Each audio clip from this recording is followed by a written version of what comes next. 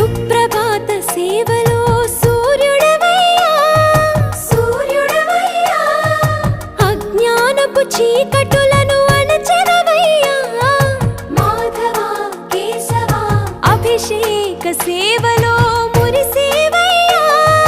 మురిసేవయ్యా ఆత్మ కల్మషముల